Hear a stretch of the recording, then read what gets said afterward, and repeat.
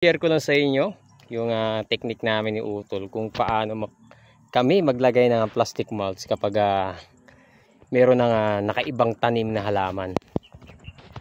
Ayan. Gamit namin na pang clip, kawad or alambre. Ayan.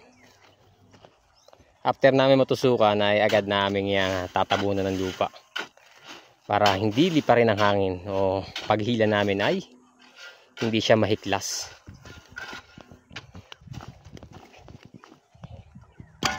Yun, tapos na. Katapos nun ay hihilahin na ni Utol yan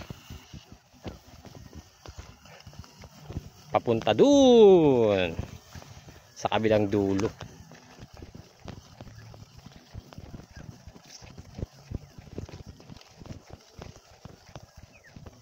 Yan.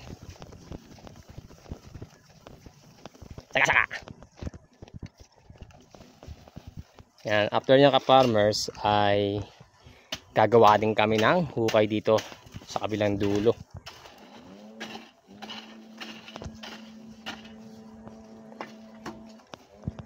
Saka hihilahin para mabatak yung kailangan kagat labi. Yan, kailangan nakakagat labi para maganda yung hatak. Yan. Saka namin to lalagyan ng kawad dito.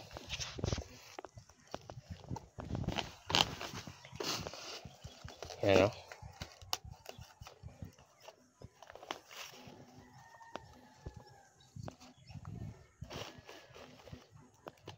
Kahit si Utol lang, kayang-kaya na eh. Yan, pwede na ako umuwi nito pagkatapos mag-video. Tagak-takang mantika. Wala, lambot eh, lambot.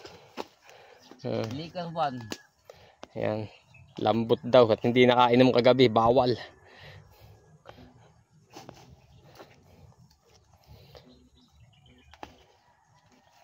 After nyan, yun, pwede na uling tabunan.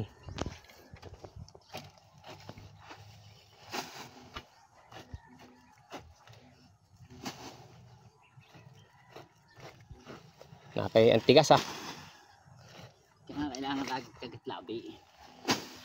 Tigas ng ano, tigas ng lupa. Tuyong tuyo eh.